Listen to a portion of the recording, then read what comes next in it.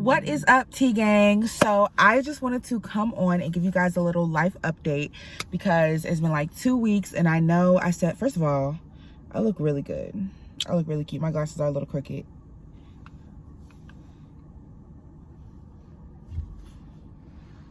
Oh wait, come on, son. Come on, son. Sort of, kind of, if I can reach it. Yeah. No, but I just wanted to give you guys a quick life update because life has definitely been lifing. As y'all can see, I'm in my car. I'm waiting on my clothes to get done. I had to come to a laundromat, which is part of my life update that I wanted to share with you guys. So first of all, my first day of school is tomorrow, and I'm so super excited. As I told you guys before, I'm going to be a theater teacher this year. So I'm going to be in school for at least the next 10, not in school, but teaching school for at least the next 10 months. And I'm super excited about it. If you know anything about charter schools are, I don't want to say a lot more lenient, but you get to make a lot of your own rules when it comes to charter schools. Like, that's hard to explain. I don't really want to get into it, but I'm going to be teaching at a charter school, so I'm super excited. So the life update is I am currently staying in an extended stay. I'm sorry, I had to restart it because somebody kept calling me. But I was a little bit nervous about it at first because the only thing that I ever really knew about extended stays, hold on, let me see if I can turn it a little bit.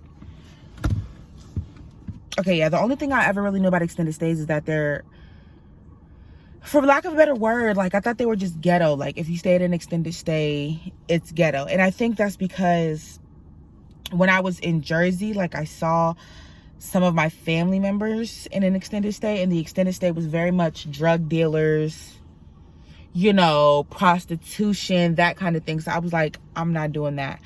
But let me tell y'all why I'm in an extended stay. So as y'all know, I just got off tour. It's probably been like 4 months now, maybe 3 or 4 months now. And so before I went on tour, I was on another tour. And before that, I was living in an apartment.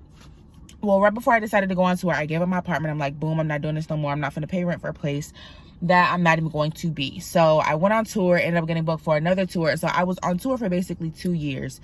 And I didn't have a place to stay within that time. What is all this chicken grease around my lips? So once the tour was over, and then I also went to Texas to be with my sister because, as you know, I have a handsome little nephew named Storm. And so I was there, like, being his little nanny or whatever, while my sister was doing whatever she does in the military. Fast forward all the way, I'm off tour. I started teaching over the summer, and I was staying with my sister who lives in Georgia, while I was doing that. And I was in the process of, like, finding somewhere to stay, finding somewhere to live, getting my new place together, whether I'm getting a townhouse, apartment, whatever. I was trying to figure that out. Long story short, the timeline moved up exponentially. I thought I had like another month, but I actually had to be out like the next day. There was a lot that went into it. Basically, my sister thought that she put in her 90-day notice or 60-day notice or whatever. And they basically kicked her out sooner than it was supposed to be. So they had somewhere to stay. So they had already gotten their place together, whatever. They were good. I, on the other hand, did not get a place to stay. So I was kind of like struggling, like figuring out like what's next, where am I going to go? What am I going to do? I don't know.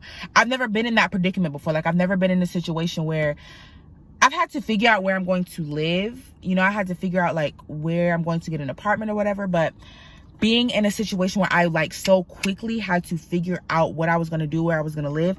It's hot in here. I don't know if I can hear this air, but it's hot. It was extremely rattling for me. Because like I said, I've just never been in that position before. And I have a job now, you know. I'm used to not having a job. So I'm used to being able to kind of just maneuver how I maneuver, go where I go, get in where I fit in, you know what I'm saying? Because that's the life of an artist. Like, we're used to, we can get up and go whenever. You know, I can get up and go to Virginia. I can get up and go. I'm used to that. But having a job now, it was just a little bit different for me because I have to be here. Like, I'm stationary somewhere. I have to be here. So I was up like the entire night, like trying to figure out what am I going to do? Trying to hurry up and apply to places. And my sister was like, you know, you can get a roommate. I don't want to do that. I don't want a roommate. No, ma'am. And then she was just giving me all these options, which were great options. They were just not options that I personally I'm going to be here stationary for at least a year. Like at the very least, I'm going to be here for at least a year. And so I was just trying to very quickly figure out something to do. And, I finally just decided on getting an extended stay. But even that was kind of hard for me because you have to pay for an extended stay, but then I still have to have money to get into my new place. Like, you don't know what the people are going to ask for. 1 month's rent, 2 months rent. If they ask for 2 months rent, I'm not going. But, you know, so it was just very rattling. Like, I was very rattled in my spirit. Like, while all this is happening, I'm just rattled, just trying to figure something out. And so finally, the Holy Spirit had to talk to me, and he really calmed me down. And he reminded me of a verse, and I forget what the verse is right now. I'll have to find it and then put it in here. But basically the verse says that the Lord's blessings don't come with sorrow. So basically, if the Lord brought it to you, there's not going to be any sorrow.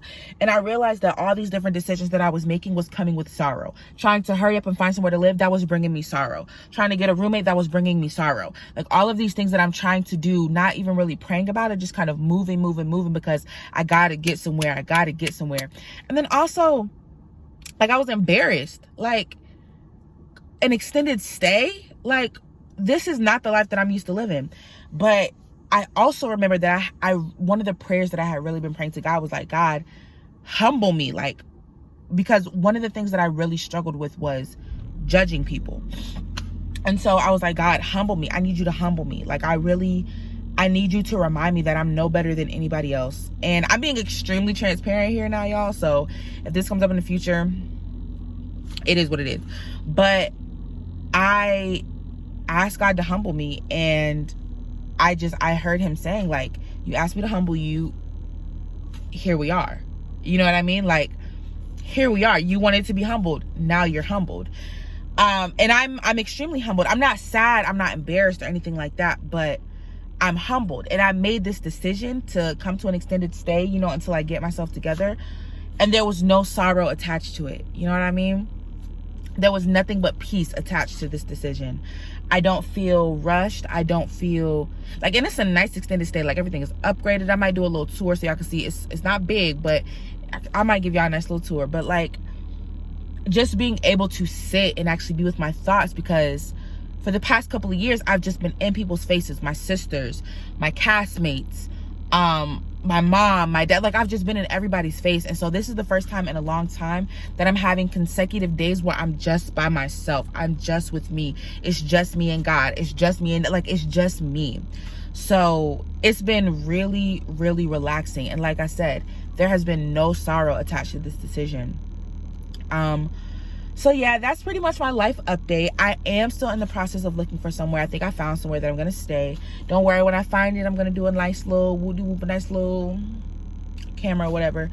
But I really just wanted to share that with you all, that the blessings of the Lord do not come with sorrow. That's number one. Number two, ask God to humble you, and he will. And number three, sometimes making decisions when you're in a heightened state is going to lead to you making the wrong decision. So if you're in the process of trying to make a decision that's for your life, take a second to just chill. Because now that I have a second to just chill, it's easy breezy, beautiful cover girl. But yeah, that's pretty much my update. Thank you guys for tuning in. I'm super excited. Don't worry, all of the videos that I was supposed to be posting for the last 2 weeks, I will still be posting. I just had to get myself together. Yeah, and I will see you guys next time. Bye.